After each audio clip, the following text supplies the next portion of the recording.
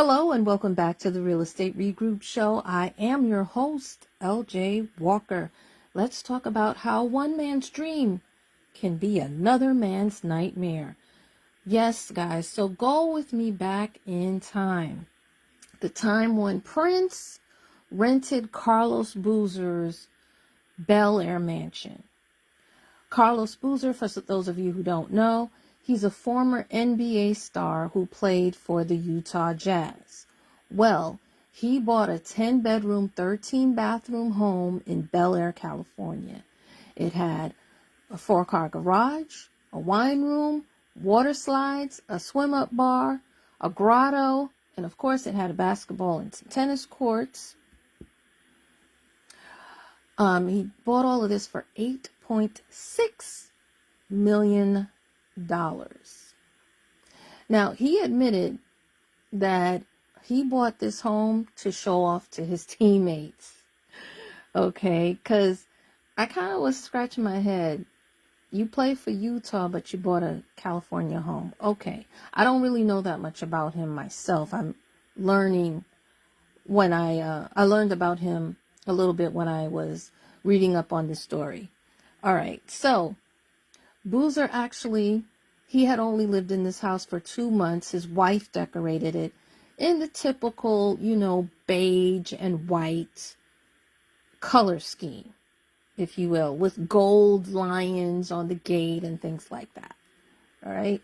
So anyway, he had to go back to Utah to play for 8 months. His realtor, who sold him the home, convinced him, hey, I've been approached by a number of people who want to rent the mansion. He was apprehensive of renting it, but later on, he said, all right, you know what, I'm going to be gone for most of the time. I could not, while I'm, making money on the court, I could make money on this house. Maybe a good trade, right? Okay. So one of the people that wanted to rent the home turns out to be Prince, but they didn't know until the day that they had to sign the lease. All right. Some reports say that Prince told them that he was willing to pay $70,000 a month. Well, in an interview that I saw with Carlos said it was $95,000 a month. Either way, that's a lot of money to me, and that's a good deal. I would definitely take it, especially if it was Prince. So, they signed the contract. Boozer went to Utah. Prince lived in the house. But, as we all know, Prince is extremely eccentric. And I believe the beige and white interior was just not working for him. So what did Prince do? Prince painted the mansion purple, and then he tore down a lot of walls, replaced the doors. Some of the colors inside of the home were like purple and white. He put down purple and black rugs. He changed one bedroom into a beauty parlor, another into a massage parlor. I think he made the basement into a nightclub. He changed the front gate. He took those lions off and put his Prince symbol on the front. And it has also been said that the waters that were on the property, because remember it had swimming pool, fountains, and all of that, it was changed from blue to purple. That's right. Purple. So, anyway, Boozer tried to communicate with Prince, but he wasn't hearing anything.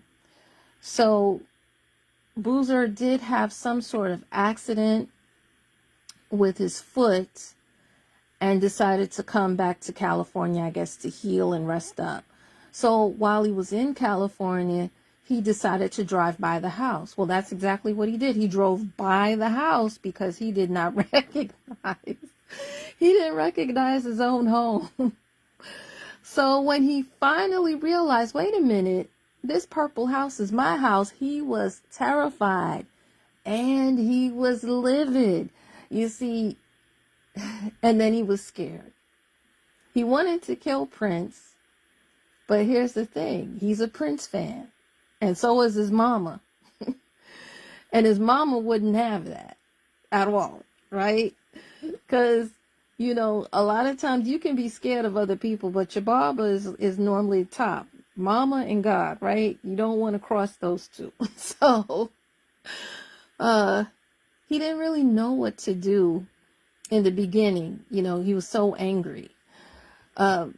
It has been said that Carlos did contact his lawyers, and I believe he asked them for some advice first, and they did put in a motion in the courts to go after Prince. But apparently, Prince finally did get back in touch with Boozer. They talked it out. Prince said, listen, don't worry, I'm going to put everything back once I leave. Here is $500,000 extra. So I was like, wow. They must have signed another contract. I'm pretty sure it wasn't just words, But anyway, turns out Prince was true to his word. He did return the property back to the way it was. But before he did that, if you look at the album cover 3121, you will see that house is there. Okay, and also I forgot to mention, he did paint those numbers on the house in addition, which is probably why the guy didn't recognize his own home. Okay, so yeah, things pretty much worked out well. I understand too that the house was sold back in 2020 for $30 million. So guys, what can we learn from this tale? Well, one, don't underestimate the power of creative geniuses. All right, I know a number of people who are creative and they read the lease. They know that they're not supposed to make changes, but they go ahead and they make changes anyway. They don't always contact the landlord and get the landlord's approval when they do it. And of course, yes, they get mad. That's why there are landlords that will charge them more for a security deposit than regulars. To me, that appears to be somewhat discriminatory. I'm not quite sure with the law regarding that. I guess you can do that in some places. I don't think you can do that everywhere, but okay. But definitely keep communication open. More so when you're dealing with those type of people. Secondly, the other thing is, and this is a big one, is it's always best to be calm. Sometimes you have to count to 10, sometimes 50, sometimes 500. Calm down before you speak to someone, because working things out is always cheaper than going to court. With court, you have court fees, you have lawyer fees, and then you don't always know. Even if you win a case, there's no guarantee that you're going to get your money.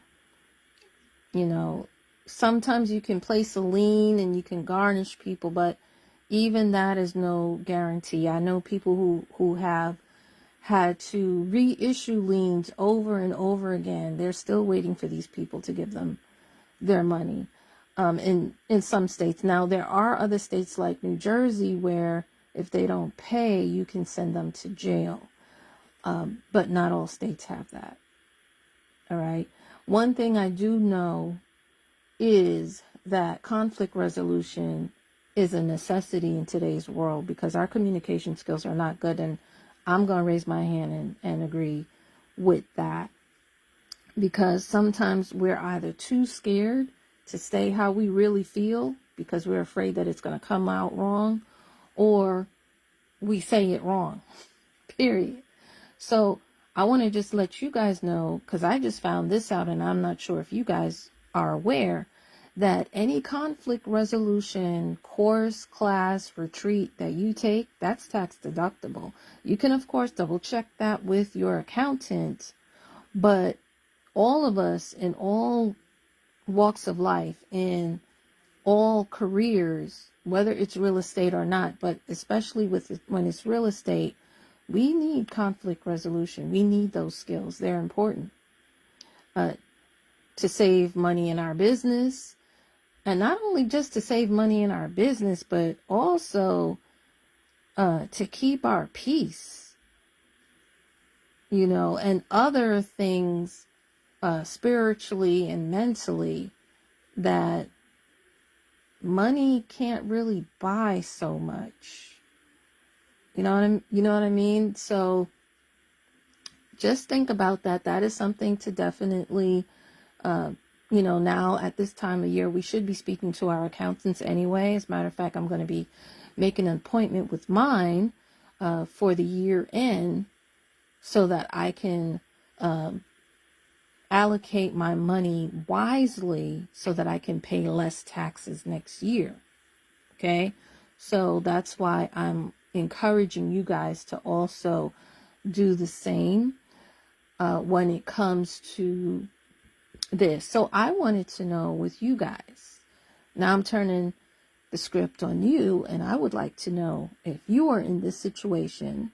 Prince, of course, is no longer here, but maybe there's another famous person that you love. If they were to rent a place from you and they were to make the alterations, how would you feel? Would you get upset? Would you be mad? How would you handle it? What other lessons have you taken from just listening to what has transpired? Drop that down in the comments section. Don't forget to like and subscribe if you haven't already. Feel free to share this amongst your friends. Why? Because each one, reach one, teach one. Bye for now. Until next time, have a good night.